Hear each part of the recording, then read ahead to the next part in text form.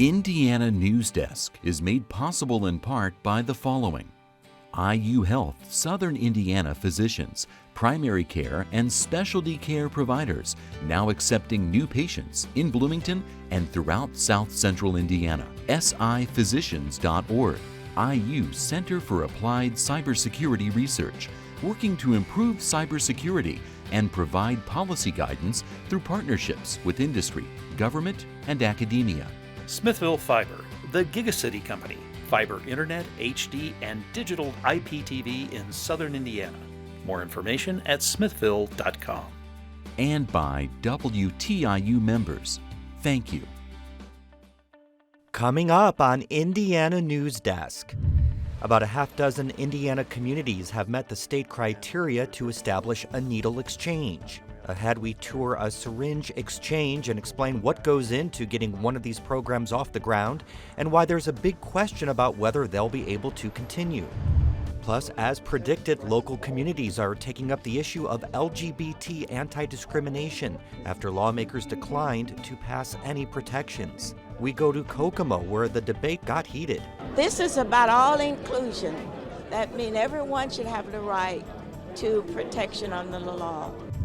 Plus, Todd Young will appear on the ballot for the U.S. Senate seat after the Election Commission deadlocked on whether the Republican collected enough valid signatures. Ahead, why some say it's time to repeal Indiana's ballot signature requirements.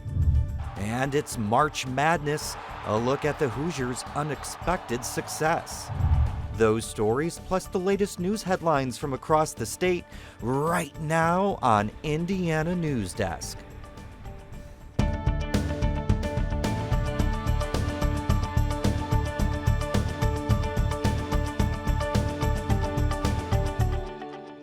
Welcome to Indiana Newsdesk. I'm Joe Wren.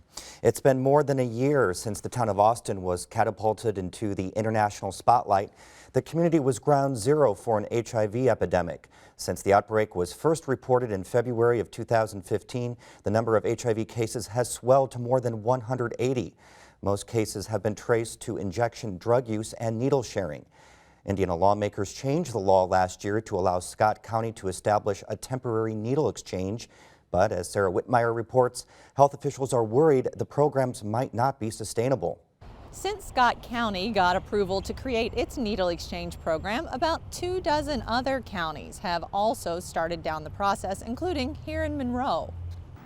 In very simple terms, needle exchanges allow drug users to turn in old needles for new ones. So when people come on that actually want access to needles or testing, they'll come here for it first, and they put their dirty needles in here. And then we have postcards here that show various techniques of good vein care. About a half dozen exchanges have gotten state approval since the HIV outbreak in Scott County. They're all a little bit different. Monroe County's is the only one that contracts with an outside provider. The county health department oversees the program and is responsible to the state. But Chris Abert, who is the founder of the Indiana Recovery Alliance, actually provides the services through his mobile unit. Abert is a former addict, and all of his staff are either current or former users. They focus on what Abert calls comprehensive harm reduction. Access to syringes is actually a relatively small part of what they do. So we have basic toiletries here.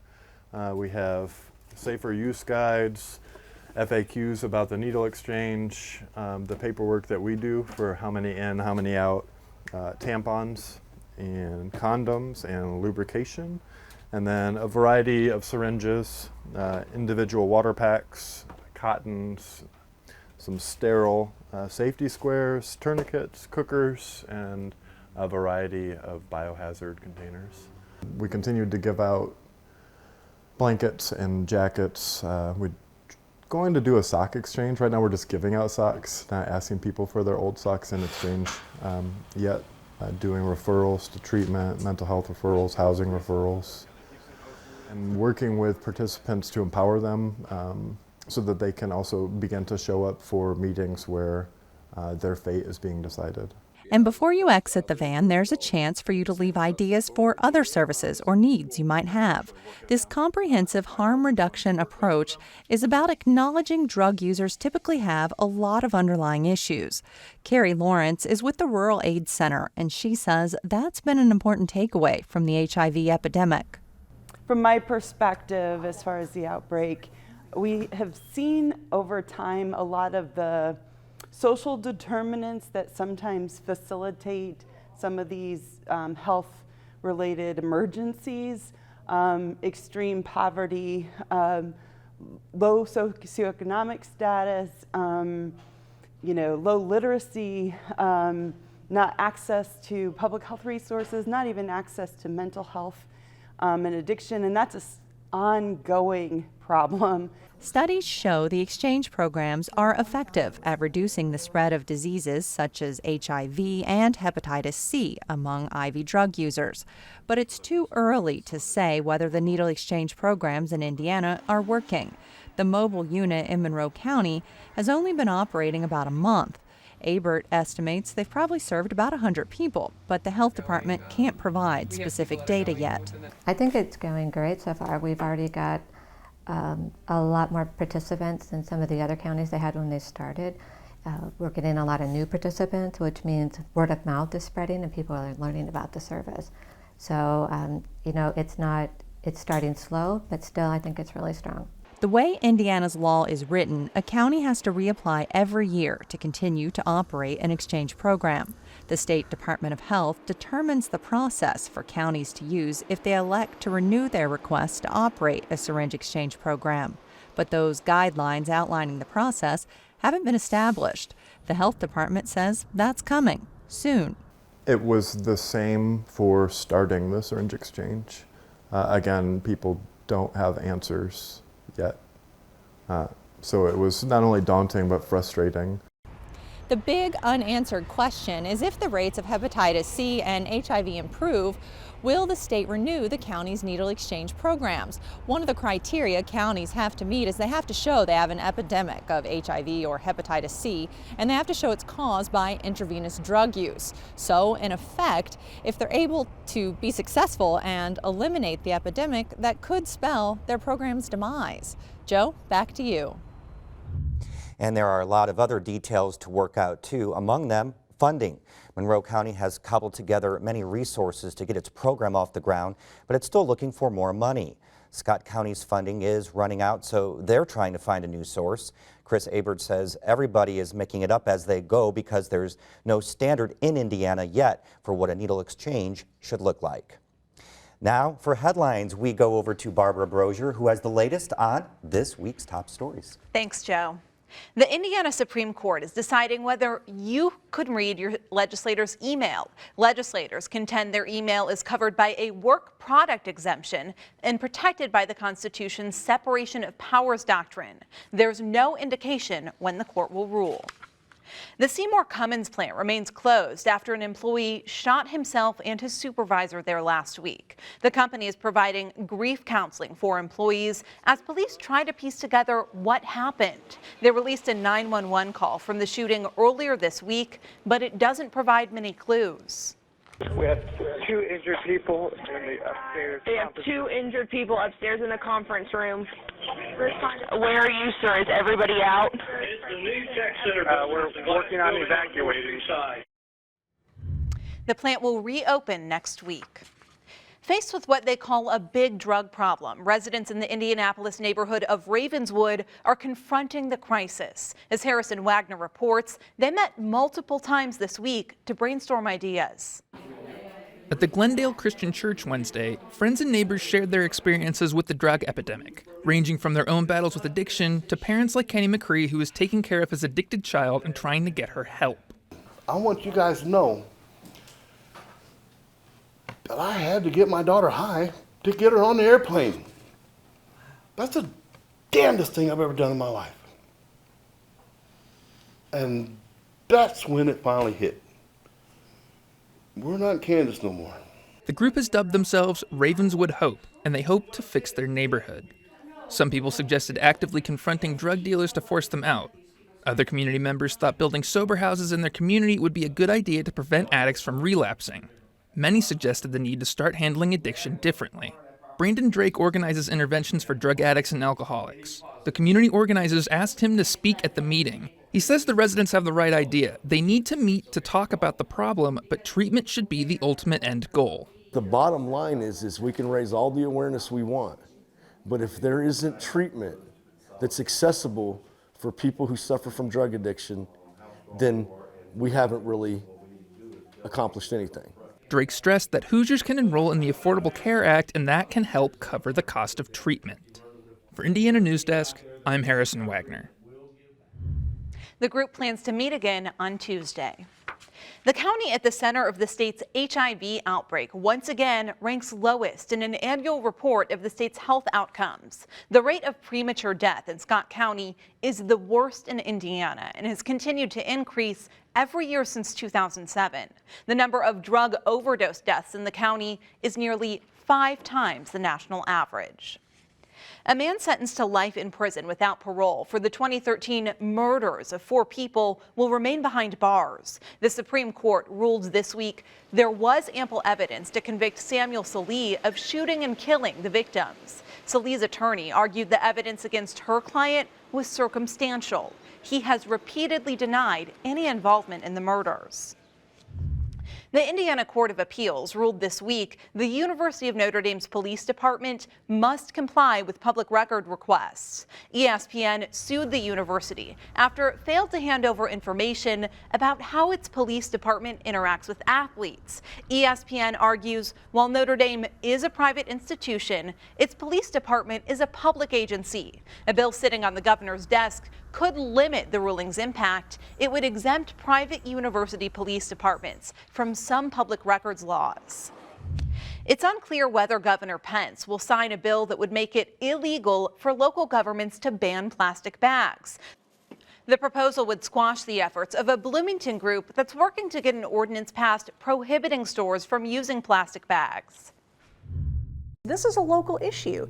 And now, out of nowhere and unprecedented, someone is saying, oh, Bloomington doesn't have the right to make decisions for themselves. Supporters of the bill say it will ensure local governments treat businesses the same across the state. Indiana's first otter trapping season in more than a century is over. The season ended early after hunters reached the state quota of 600 otters. River otters nearly disappeared from the state in the 1920s, but the population boomed after they were reintroduced to Indiana in the 90s. And Joe, they may look cute, but a lot of people say they really are nuisances as well. Yes, thanks a lot, Barbara. Coming up next on Indiana Newsdesk. Todd Young will appear on the ballot for U.S. Senate, but only after a contentious debate about whether he has enough valid voter signatures. Ahead, we look at the law and the arguments for scrapping the signature requirement altogether. Plus, it's the matchup everyone has been waiting for. A look at how the Hoosiers turned their season around to make it to the big dance, and now to match up rival Kentucky. These stories and more right here on Indiana Newsdesk. I can change the world with my own 2 hands, make it a better place with my own 2 hands. I'm gonna make it a brighter place with my own 2 hands. I'm gonna help the human race with my own 2 hands.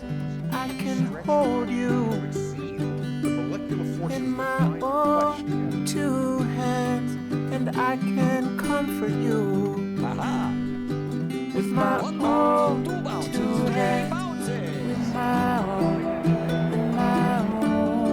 2 hands.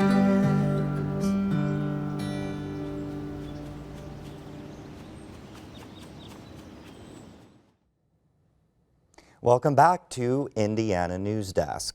Kokomo is the latest Indiana city to enact an LGBT anti-discrimination law. Many cities and towns have taken on the issue and passed their own non-discrimination ordinances in the absence of any statewide protections. Sarah Whitmire reports. The council voted 5-4 last week to approve the measure on first reading. It was put on the schedule for council members to approve at their Monday meeting this week. Council President Bob Hayes says that's when the phone calls and emails started flooding in. I've learned over the years as an elected official to develop a thick skin, but when I get emails invoking my dead mother and saying that my mother's weeping in her grave because I'm taking a stance, you don't know my mother. She'd say, attaboy, go get it. Speak your mind. For or against. And I hope we haven't come to the point where we cannot agree to disagree in a civil manner without intimidation and in some cases outright bigotry. The majority of folks who testified at Monday's meeting were against expanding the city's human rights ordinance to ban discrimination based on sexual orientation and gender identity. Because tonight this is not about discrimination. This is about shoving an ordinance down some people's throats. And that's what they don't like. Opponents held signs urging the council to vote no. They wanted the council to wait and not rush into making a decision. When Judas went before the Sanhedrin, he went before council. They paid him 30 pieces of silver to turn Jesus over. They crucified Jesus. Listen to me.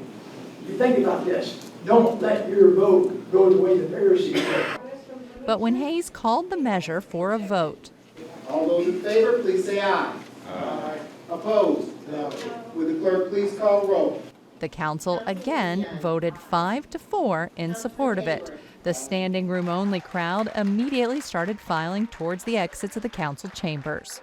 We love everybody. We do love the LGBT community. This was not against them. Our opposition to this ordinance was not against them personally. We just felt like it was bad legislation. LGBT residents will now be protected from discrimination in a number of areas, including housing, employment, and education. You know, the mayor said he was going to get this done, and we need it here in our community because there are so many LGBT here in our community, and a number of us have lost jobs or have not had housing or something, and we needed to get this passed so that nobody has that fear of not having a job someday, all because of their lifestyle. Daryl Blasius has lived in Kokomo with his husband Bruce since 1965. The mayor married them. More of the cities that pass these ordinances is going to force the state to also come along and promote the same thing. That's something lawmakers agree is likely to happen too. Senate GOP leader David Long authored this year's LGBT bill, and he says as more local communities enact their own LGBT rights measures, it will put more pressure on the legislature. As that evolves, I think it'd be easier for the state to consider saying, well, maybe just one law makes sense rather than 50 different ones. Kokomo Mayor Greg Goodnight signed the ordinance into law within hours of the council approving it. But opponents say they're not giving up their fight. You know, we may have lost tonight, but we have a right. We're American citizens. I'm a Vietnam veteran. Cornelius says they're working to regroup, strategize, and unite behind a leader who can ultimately replace Goodnight and overturn the measure. For Indiana Newsdesk, I'm Sarah Whitmire. In addition to sexual orientation and gender identity, the amendment also adds age, marital status, and veteran status to the Civil Rights Ordinance. Earlier this year, Todd Young's run for U.S. Senate was in jeopardy. There were questions about whether Young had enough required voter signatures to appear on the ballot. The state's election commission heard arguments last month. The vote ultimately ended in a tie, so Young will appear on the ballot. But the debate raised questions about Indiana's ballot access laws that have yet to be answered. Joining us now to talk about it is reporter Drew Daudelin. Drew, thanks for being here. So what's the main question that's being raised because of all of this? Yeah, so there are certainly people on the Republican side of this that are saying it was an insincere political attack and nothing more. But it's causing a lot of people to wonder whether or not the ballot access laws in this state are too restrictive. That's the real question. Well, then how restrictive are they compared to other states? Yeah, so when you look at all the states around the country, there's a huge range in how hard it is to get on the ballot, from 0 votes to many more signatures. So some states require a filing fee, some states require signature requirements, and some do both. Indiana just does the signature requirements, but it definitely lies on the more restrictive side of that spectrum. So for somebody like Todd Young, a Republican running for U.S. Senate in the primary election, he needed 4,500 signatures in 9 districts. So then why do people say, though, we need that requirement? The idea is to not just let anyone on the ballot. So as Senate President Pro Tem David Long said, it shows that you have statewide support if you have a lot of signatures. House Speaker Brian Bosma agreed, and he added that he doesn't think our hurdle is too high in Indiana. But Long did say, because of what happened, that we might need to look it over. He said that it might not be serving its purpose anymore. And so I talked to Julia Vaughn from the lobbying group Common Cause, and this is what she said. You know, it's good to have rules, but are the rules benefiting Indiana voters? Because we think more choice is better than few choices when it comes to voters. And so the end result of this is that we have fewer political parties to vote for. And so she's talking more about long-term effects. These rules have been around for quite a while. What effect do the people think they have? So the real worry with these restrictions is that they keep small parties from gaining traction over time. I talked to Andy Downs, a political scientist at IPFW, and he talked about the importance of understanding that however idealistic people might be leading up to an election, when they finally vote, they strongly consider how likely a candidate is to win. So this is what he said. That then feeds into this idea that only the 2 major political parties win races. The reality is we need more competitive elections, whether that's between 2 parties, 3, 4, 5 parties. We need more competitive elections to make people want to come out and vote. That's the #1 key to getting better turnout in our races. So then do lawmakers think that they're going to be able to or do anything at all with this? Yeah, so I also talked to Richard Winger. He's the editor of Ballot Access News, a national blog, and he was pretty confused by the situation here. He said that national trends are definitely going in the way of more accessible ballots, and Indiana is kind of going the opposite direction. But Republican Representative Jeff Ellington from Bloomington does say he's going to introduce a bill next session to reform the laws, so we'll just have to wait and see. All right, thank you very much, Drew. Thanks, Joe. By now, you've heard Indiana and Kentucky won their first-round games Thursday night. That set the stage for a matchup between the 2 rivals. The winner heads to the Sweet 16, gets bragging rights. These 2 teams haven't played each other since 2011 when Indiana won on that buzzer beater at Assembly Hall. They also lost to Kentucky that season in the NCAA tournament. Once again, the Wildcats stand in the way of a Hoosier team that's looking for something more than a Big Ten championship. The Hoosiers opened the Big Ten season at home, honoring Indiana's 1976 undefeated basketball team, a feat no other school has been able to do.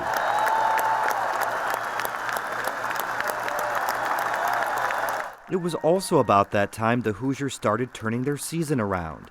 The Hoosiers won 7 in a row, clinched the Big Ten title outright, earning head coach Tom Crean Big Ten Coach of the Year. And Coach stayed with us, like he always does. Stays with us and doesn't get mad at us too much, and keeps us confident, keeps our hopes up, and keeps us playing hard. It's all motivation right there. But it wasn't until the last home game of the season that fans learned what helped turn the team around. We were in Maui, and coach was mad. Coach was mad. He said, "Did you guys play at Indiana or for Indiana?" He goes, "We got a bunch of guys in here that play at Indiana, not for Indiana. Not for that banner, those banners up there, those banners up there." This is the team that had many fans worried after a 1-2 record in the Maui Invitational, followed by a 20-point loss at Duke. Worst thing could happen when somebody's struggling is you keep reminding them of it, right? And there's enough talk on the outside of slump this, and that's not what's relevant. And for us, it's not about the percentages. If we played other teams' percentages, we'd probably lose more games. You got to play the players. The players responded with an undefeated home schedule and national rankings in the top 10. Everybody on the team has somewhat hit rock bottom, and then to come up now and see how far it brought us is just amazing. It's just an amazing feeling. But can the team handle the pressure of playing in postseason tournaments? A first-round loss in the Big Ten tourney landed them in a tough NCAA bracket. You just got to play the whole 40 minutes. You know, there's ups and downs in the games, there's runs on either team. You just got to stay there and execute each one. You know, you got to make every minute count. You know, however much pressure's on you, you can't break. So you got to be that team that, you know, that can withstand more of the pressure than the other team. That, you know, when things really get crazy, you know, instead of breaking, you come closer together.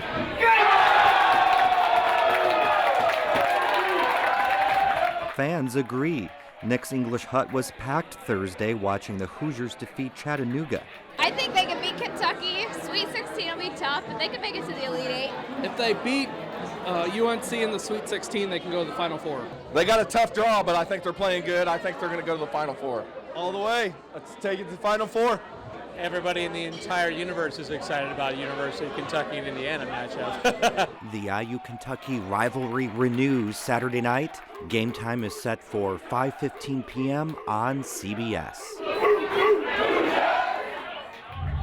And the IU women's team scheduled to play Georgia Saturday night in South Bend. That's the end of this program. More news online at WTIUnews.org.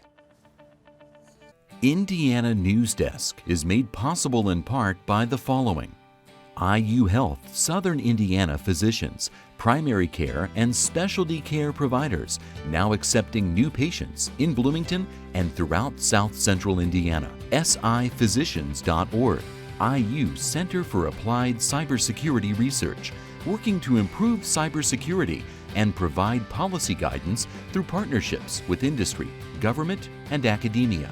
Smithville Fiber, the Gigacity Company, fiber internet, HD, and digital IPTV in Southern Indiana. More information at smithville.com. And by WTIU members. Thank you.